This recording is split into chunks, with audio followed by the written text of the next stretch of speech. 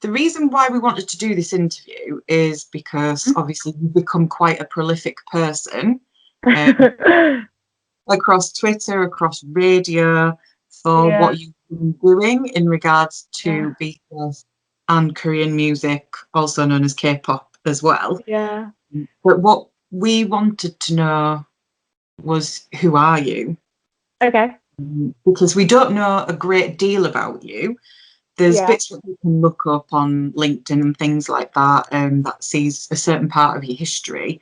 But we'd like to know where you're from and your inspirations, and start off from when you were at school. Like, what did you aspire to be, and things like that. Okay, cool. So just go right ahead. Okay.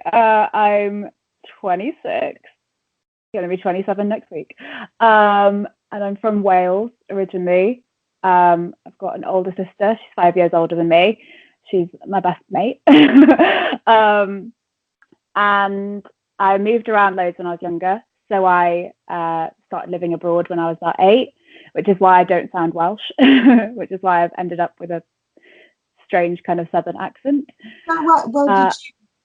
Where did you live then? So I lived in America for 2 years. I lived in Texas, and then I moved back to Wales, and then I moved to Azerbaijan for 2 years, and then I went to boarding school because my parents moved again, and then so I didn't have any like GCSEs or anything like that, so I needed to go to boarding school to like get my education on track, I guess, which is why I sound English basically now. Wow, that's like poles. I know. I just thought, Europe or something. No, I know. It's it's one of those things that you can't really say like casually. It's like, oh yeah, cool. So then I went to boarding school in like kind of the Midlands for like the last 4 years of school. Then went to Leeds Uni and did a subject called cultural studies, which no one knows what it is. I don't even really know what it is. It was kind of like English and media studies mixed together.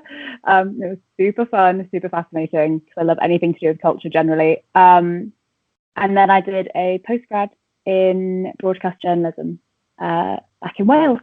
And then we moved to Istanbul for 5 months working for a news station there, just doing like normal news, like world news. And then I got a job at the company that I'm at now, which is Bauer Media in London, as their entertainment reporter. So that's my main job, is I'm the entertainment reporter there. So I interview celebrities. But because like all the radio stations are in our building, there's quite a lot of chance to kind of dip your toe in whatever you wanted. And I started out on Heat as like their showbiz person, kind of doing like bits with their presenters. And then they just kind of asked me to cover people who were off sick or on holiday. And then when one person went on mat leave, I got given the Sunday show, basically. That was it. Wow. So that worked out quite well. Yeah, it did. Yeah, it sounds like a lot. That was I've been at my company for 3 years now, which is kind of crazy. But so it's been over the course of 3 years that I've kind of like embedded myself into various radio stations in our business, because they're all in the same building, so it's like we're all pals. We all get on. Yeah. That makes sense. It's like a family, so there's different areas, and everybody's like, yeah, great, try it. Yeah, exactly. Like there's not that many of us in the company really, considering there's like 5 national stations, so everyone kind of knows each other. So it's like Kiss and Magic and Absolute and Heat, and then a bunch of other random ones. So yeah, you're like known throughout the building eventually. Yeah. So what inspired you to go into that area of sort of broadcasting in the entertainment industry? What was your main sort of epiphany moment where you go, oh, that's what I want to do as a job? I don't think I really had one. I think the way I describe it now is that I always wanted to do the job that I'm doing now, but I kind of didn't know that job existed, if that makes sense. So I was always really obsessed with like anything entertainment. I feel like I'm just like was a stan from day one with like anything and everything, became obsessed with everything. So knew I wanted to do something to do with like entertainment. And so I was like, oh, I'll go into TV. And then literally got onto this journalism course and didn't really know if I wanted to do it. I just didn't know what I wanted to do after uni. And then I found out that my journalism course is like one of the 2 best in the UK. So I was like, oh shit, I should go and do it. I didn't realize it was like good. And I got onto it and I was like, oh crap, I should do this. And then it was there that I kind of was like, oh, I like talking. I'm quite good at like telling stories, I guess. Like I was really good at essays and stuff at uni. That's kind of where I was at. So just another step from that was doing it broadcast as opposed to written. And yeah, I wanted to do entertainment. I always wanted to do it. But I got told like, oh, be prepared to wait a while because there aren't any jobs in it. And I was like, yeah, okay, cool, fine. So I kind of resigned myself to doing just normal news, serious news. And then got my job like 5 months after uni, I think, just kind of on a whim. Luckily, my boss liked me when I interviewed. So yeah, I didn't really have an epiphany moment. I think I just kind of it's always the thing I knew most about, I guess, is the best way to describe it. And I've kind of managed to find over time a way to get into it. Yeah. Wow. That's amazing. Like, good for you. Thanks.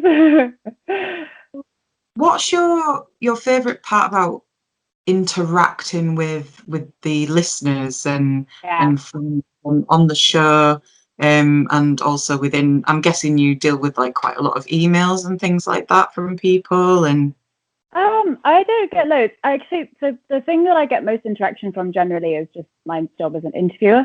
So so my interviews will get played on air a lot of times on my show. My show's a showbiz show, so I'll have clips be played on air with like whoever I interview that week. But most of the comments I'll get from fans are actually from like YouTube comments or under like our social posts and stuff.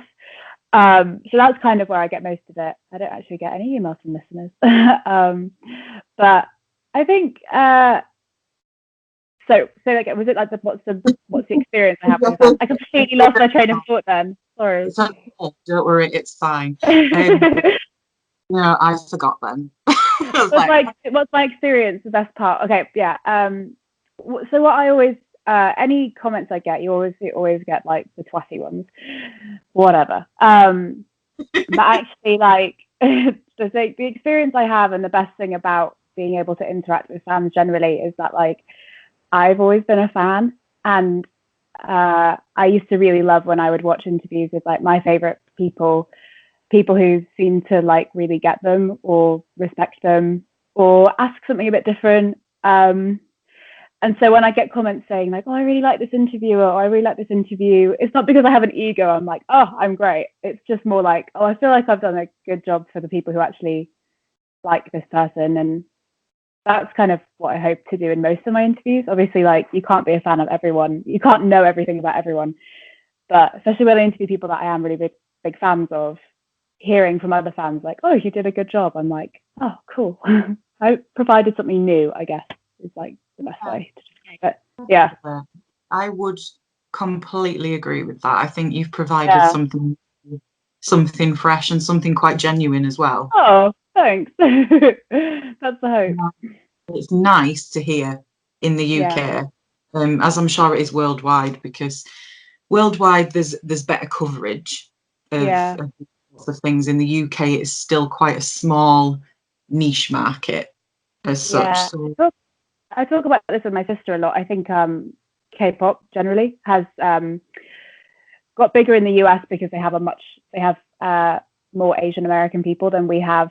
We don't have as big a community, so it's not already got that basis in the UK as strongly. You know, in like there's a lot of Koreans in America that have helped kind of usher that in, I think. Yeah, so there is a smaller market here, I think.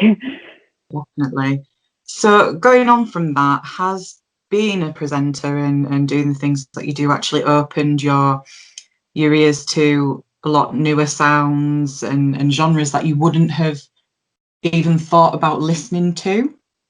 Not Not really. I think because I think if I worked for somewhere like Radio 1, I think I probably would. Just because Radio 1 is a lot more broad in its musicality, I guess. So like they have specialist shows and they have, no hour on Radio 1 is necessarily the same. But working in commercial radio, like the playlists are limited. The amount of music generally that you hear is less than Radio 1 because you've got adverts.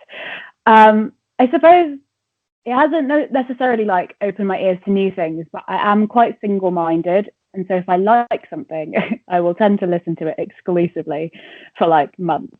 So it's been quite good at like making me like not just listen to like the same band.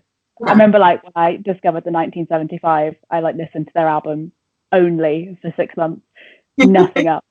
So it's probably good that I don't do that all the time. And I also get to interview a lot of bands, so it's quite cool. Like if I don't necessarily know them, I'm like, oh, I should probably listen to them. So that's quite cool. Yeah, that's really, really good.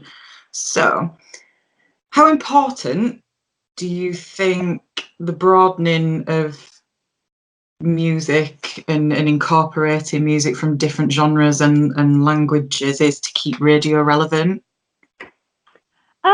I think it is important. I think it's a really hard one because there's a lot of politics at play in radio, not just in my stations or my business, but everywhere.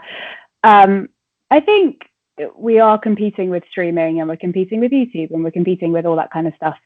So I think, you can see it with the amount of Latin music that's been kind of coming up in the last 2 years. Like, it was really Latin inspired, and like Despacito is like every single place on the planet. I think it is important. I think it's bold to assume that the best music in the world is in English because, some of it might be, but some of it might not be. I think you'll see radio stations. I don't think it'll be commercial radio because I say that I do love commercial radio. I work in it. Trying not to piss off my company here. But they're just not. Then I'm being diplomatic. They're not given as much freedom as say the BBC because the BBC is kind of runs itself. I think we'll see more of it. I don't know how important it is for the survival of radio though. I think there will always be a much bigger bias on English language. Basically, yeah.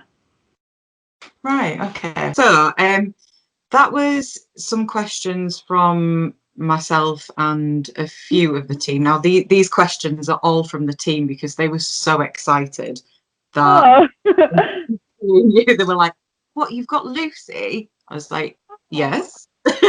I'm not lying. So sweet. Oh my god, that feels really nice. So much, and they're all going, "Please, can we write some questions?" I was like, "Yeah, feel free," because you clearly love her that much that you must know what to ask. Oh, wow. Hope I don't disappoint.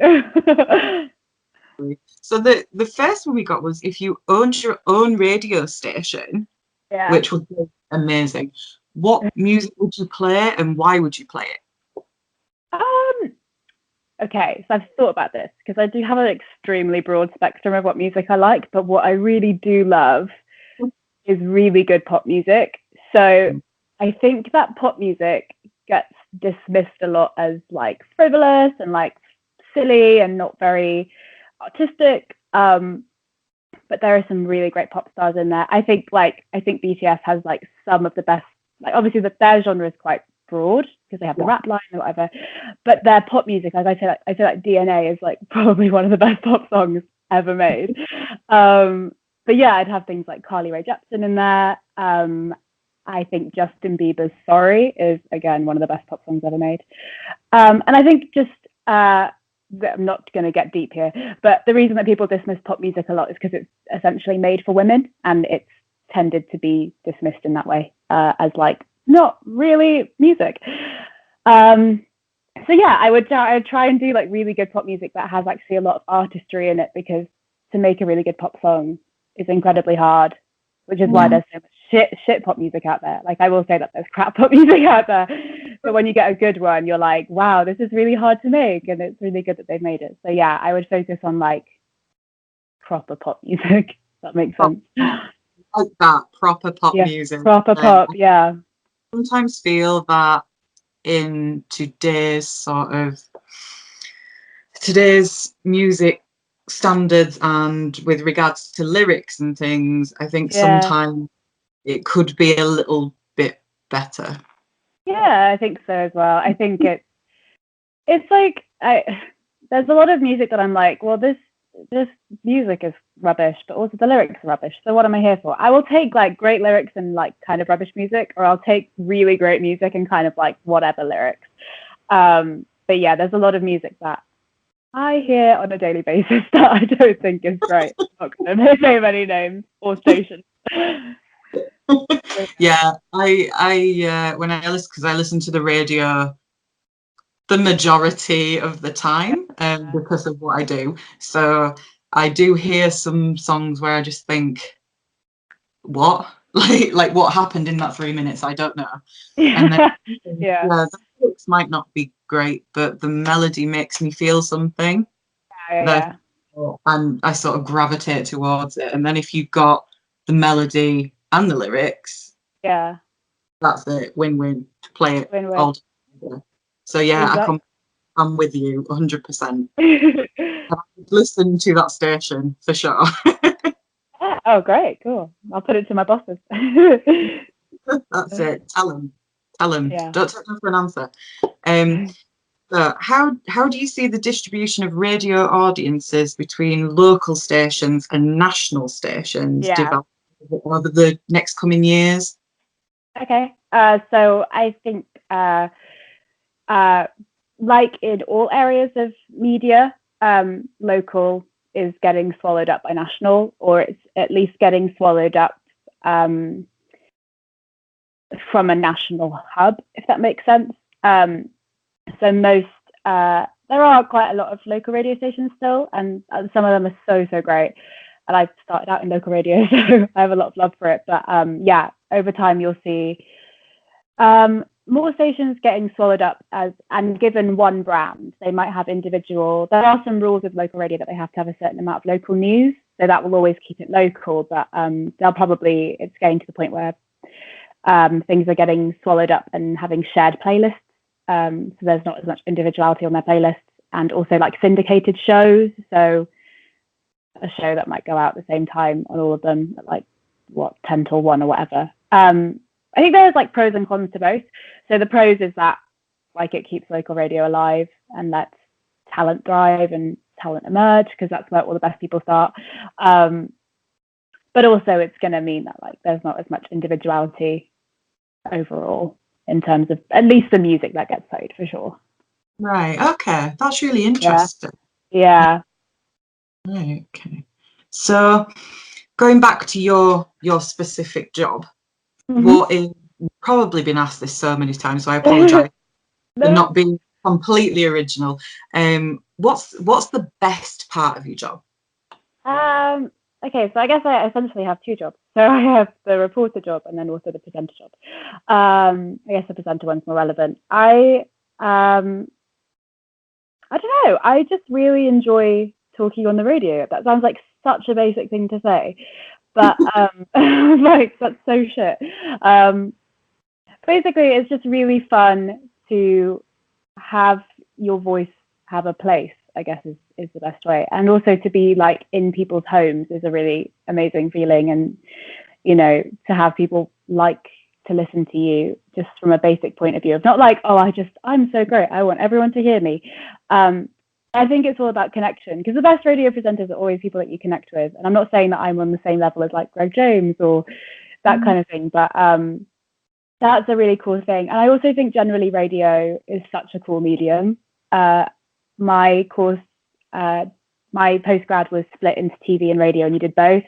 And like everyone wanted to do TV. Everyone was like, I want to be on TV. I want to be a reporter. And some of them are, and they're doing great. I always wanted to do radio, because I always thought if you can tell a really great story on radio, like you've conquered it, because it's a completely audio medium. That's so cool if you can touch people just not having them like not on video. So that's really cool. Like getting to do the K-pop doc was like the coolest thing ever, because I was like, how can we make this sound good and people actually care about it? And I did it with another girl, also called Lucy. And that was just like a really satisfying thing to do.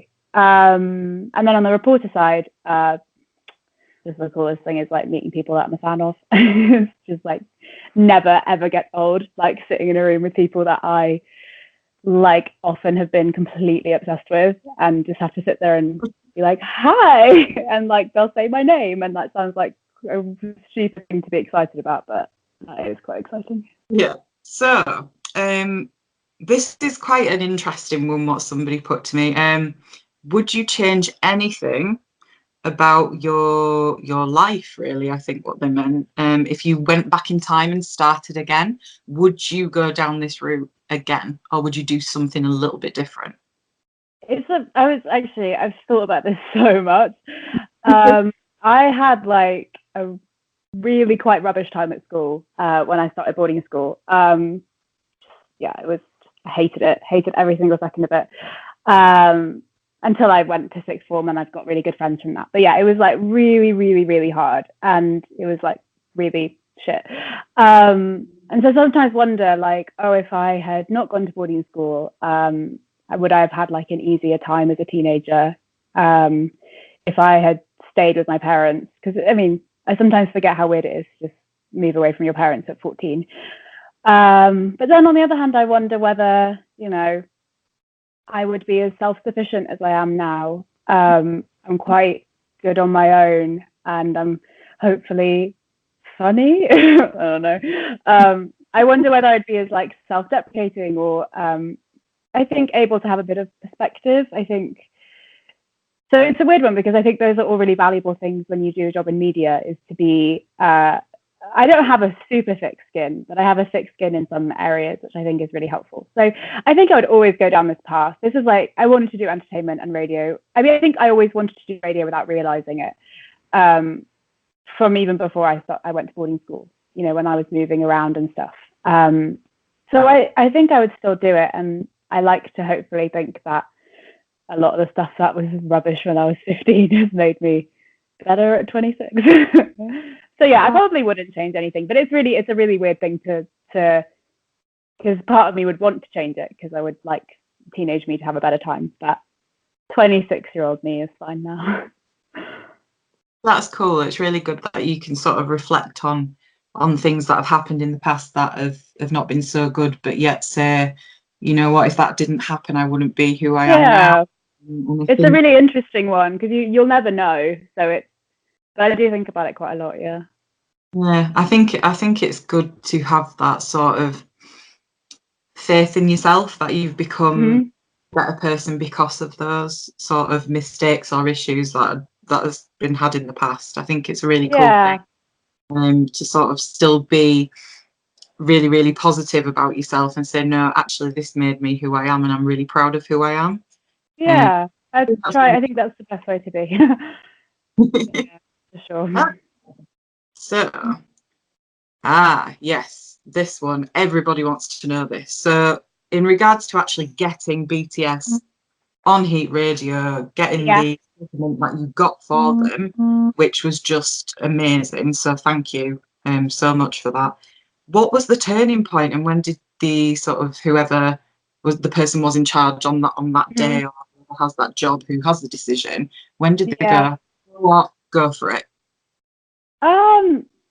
So initially, because the Heat team is incredibly small, there's only at that time 3 people who worked on it.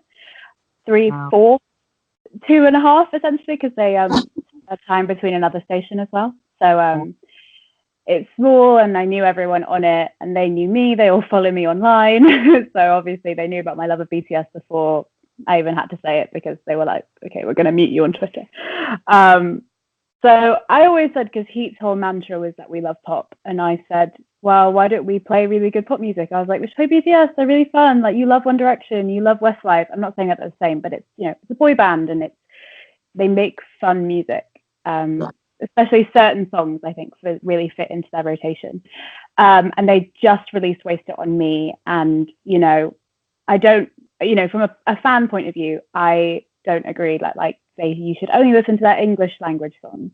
But from a radio point of view, I do understand, from a marketing point of view and an audience research and analysis, why something being in English is preferable, I would say. So I said, they're just really supposed it on me. Why don't we play it? And it literally got to the point where I was like, it's one song in a week. You know what I mean? It's just let me play it. And also, I think, I don't know. I think the thing is, everyone who works in radio really cares about music. At the end of the day, they're all music fans, and it's the politics around building a station and managing it that confines people to boxes, I would say, or confines stations to boxes. But at the end of the day, everyone cares about fans and being a fan of it because they've all been in that boat before. So it literally was a case of like, well, you really care about entertainment and you know your shit, so play it. And I was like, okay, cool. And I said, what if I put it online and get like a response on Twitter? And they were like, yeah, I mean, like, we'll see if people want it or not. And I was like, yeah, okay, people are going to want it because it's BTS. Their fans are very vocal. And they were, and it was like credible response. And so we did that. And then it turns out there's another girl on Heat Radio called Lucy Johnson, who is like a K-pop whiz.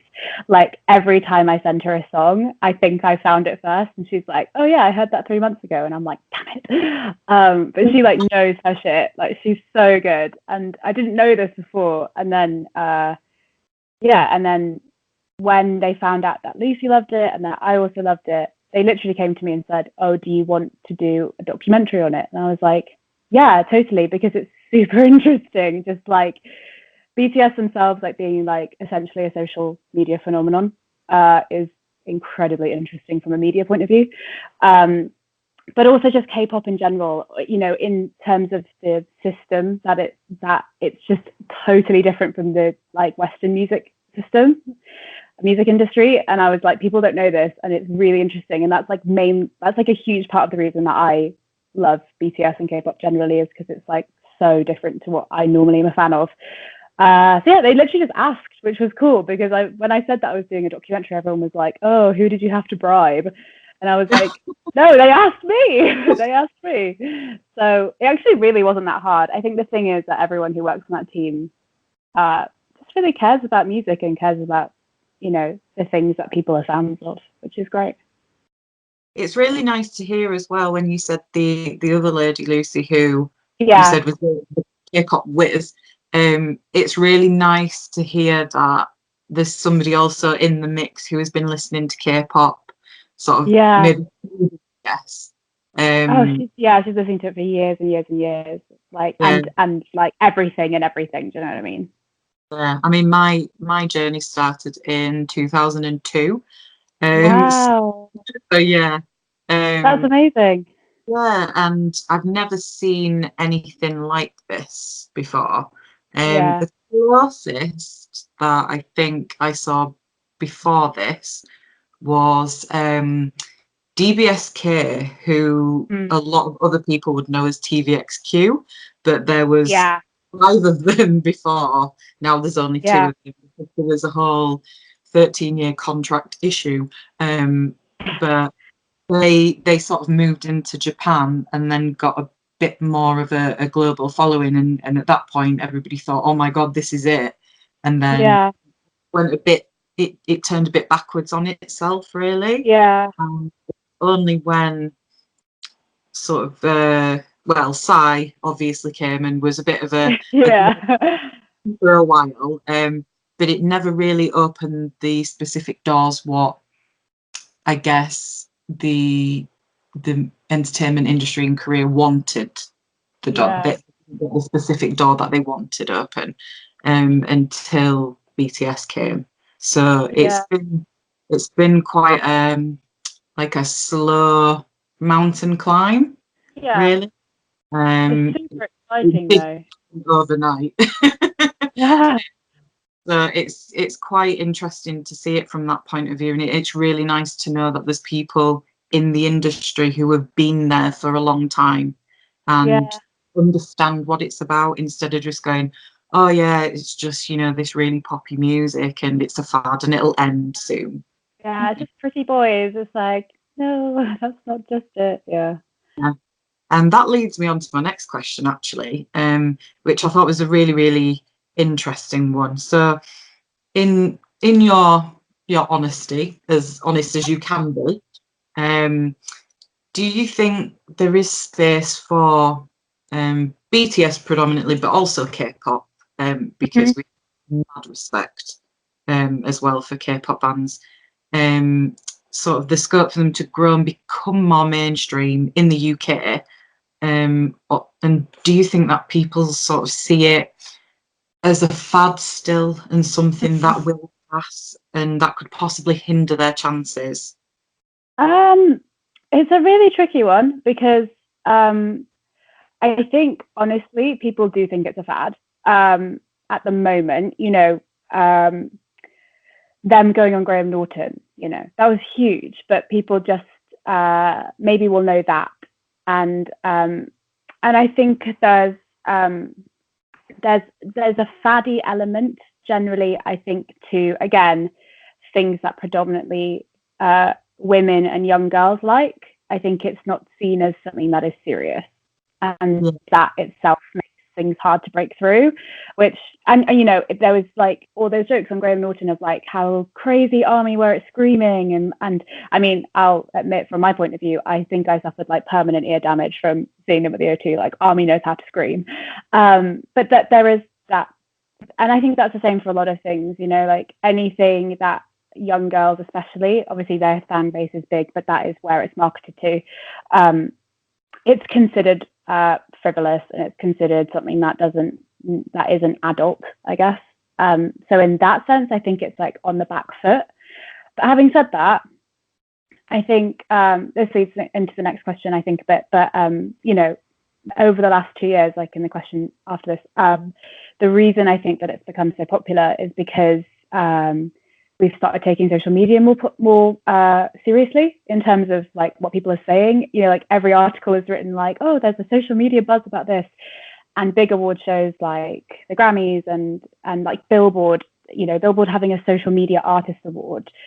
Like that's the reason that people outside of the fan base know them, because they'll be watching these shows or they'll be reading Billboard or whatever. So I think as social media inevitably becomes like the biggest part of our life, there's real space for it to stop being seen as faddy, because just the sheer volume of people that care about it. So I think it will take a while. I do, honestly, because people still dismiss a lot of things that women and young girls like, and that really pisses me off. But I don't think it's necessarily going to be a fad forever. I think it's really groundbreaking because this hasn't really happened before. So there's no real blueprint for how this is going to play out. So I do think it is like on its way to not being seen as a fad. Yeah. Basically. If that makes sense. I rambled on then, but perfect sense. The next question is pretty much, what's your experience of fans, specifically of K-pop fans, like speaking to you, the response you've had, and sort of the rapport that you've built with them? Okay, so I have like, this is fairly new to me because this only happened in like the last few months that I've been like interacting with fans. I'd say it's mostly positive. I think people are just really grateful that you get them played on the radio, which is cool. And that's always nice to hear that like people are happy with what you're doing. Right, so this one, I'm gonna have to like read it off the sheet. It written down if you want, if you don't want to read it out. I've got it written down in front of me in case you didn't want to read out that whole paragraph. I'm going to read it out because the person, I'm going to give a shout out to the person, Sadie, who's in my team. Yeah. She was so stressed about what questions she could ask you. And she was like, Marsha, they're all crap. I can't send you anything. I'm no good. Oh my God, fire me. And I was like, no, stop thinking. You need to stop thinking and just ask what you're feeling. Like, what would you ask? The one rule of interviews, as someone who is an interviewer for a living, is that if you care about it, then other people will care about it. Exactly. So she went there and then she came back with this, and I was just like, I don't need any other questions from you. This is great.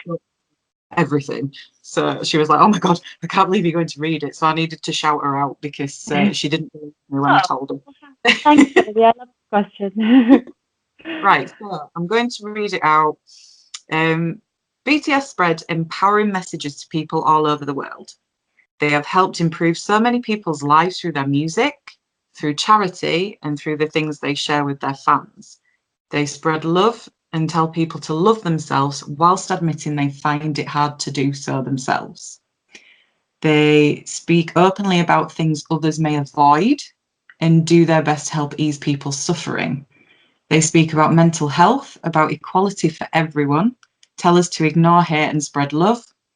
They aren't just idols, they're powerful influencers, great leaders, and amazing people, and they show us that they are human and have problems just like the rest of us, but tell us that we can get through it together. So that was obviously Sadie's opinion of what she stands for, which is a wonderful thing, and I do agree with the majority of the statements made. Would you agree? And following on from, what is your personal feelings when it comes to BTS and what they stand for?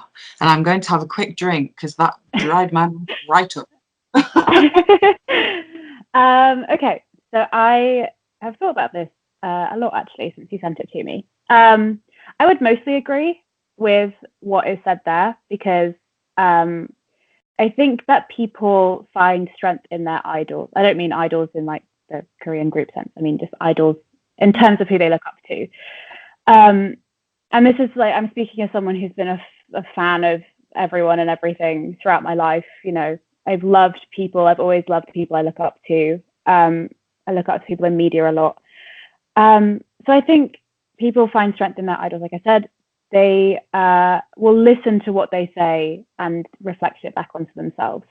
So I don't necessarily think that BTS are the only band doing this. I think, especially when it comes to mental health, you know, it's such a huge talking point in the past few years because it's just become much more socially acceptable to talk about. Having said that, I don't think it makes it any less significant because you might not be a fan of Ariana Grande. So Ariana Grande talking about her mental health or telling her fans to love themselves, like, might not resonate with you, and that's fine. But BTS saying it will resonate with you. So just because I don't think they're the only band doing it, the fact that they are helping whoever feels like that they have a connection with them, that's great. And I think that that is something that is really great about fan culture generally. If you find solace and comfort in the thing that you're a fan of, brilliant. If they've saved your life, if they've got you through hard times, that's great. That's not my relationship with them. But again, that doesn't make it any less significant for the person who it is that has happened to. Yeah, they haven't been that source of help for me. But I think that's just because I'm maybe a bit older. When I became a fan of them, I've moved past a lot of the issues that I think some people are having help with. I also don't have any real great mental health issues. I have a bit of anxiety, and I'm very blessed in that way. So I don't need that help in that way. But again, I understand that people do, and I think that finding comfort in whatever way you can is great. So yeah, that's what I would say. I think if that makes any sense. Yeah. Right. Okay. I think that's about it really for the interview. Sorry, having to go through this call after and listen back to what I've said. It's so long. Well, I think, to be honest, I'm going to put the whole thing up in its entirety. Okay. Obviously, if there's any silent bits or anything like that, I'll cut them to make it flow a bit. Or if there's me just going for about 5 minutes, I'll cut that out. But I think the whole thing should go up really. Okay. So people can see who you are and get to listen to your opinions, because I don't think because of where you are, the time frame that you have, and social media, people get to hear your side of things, or you know, you don't get to speak about yourself really. In situations, you're always doing something for somebody else's benefit. I guess I'm all interviewing. So I think it's good for us to put this in there so we can understand who you are, and also for an opportunity as well. So when ARMY have watched this, or any other fans or people just interested really, you know, can see how much work you've actually put into it, and that you do have feelings and things like that. And I think it should be known, really. And I think as well, you know, for people to say thank you, because not a lot of people would do what you've done. I don't. I mean, we know some other people like Nikki and Sammy, they've done a on it as well. So, you know, they've really been forthcoming with it. But apart from that, you're in the UK anyway. You're one of the only people who have really sort of dedicated a significant amount of time and really been involved and communicated with the fans. And I think if I'm going to speak on behalf of ARMY, I don't know whether I want to do that, but I think we unanimously should say thank you to you. Oh, really. Well, you are most welcome. So, I wanted to mention this because I found it really, really cool. So you were named as one of the Radio Academy's 30 under 30. I was, yeah. So I didn't know how old you were. So you said that you were 26. Yeah, I'm 26, yeah. That's a pretty cool thing to be recognised for at your age, really. Yeah. So how did that come about? Because I really want to know. So my colleague had actually got 30 under 30 a couple of years before me. And it's just a case of applying. And you can either apply for yourself or you can get your boss to apply for you or your manager, whatever. And my manager applied for me, which is great. And yeah, at first I was like, oh, did like 32 people apply for it? Because it's not that big of a deal, but actually quite a lot of people applied for it.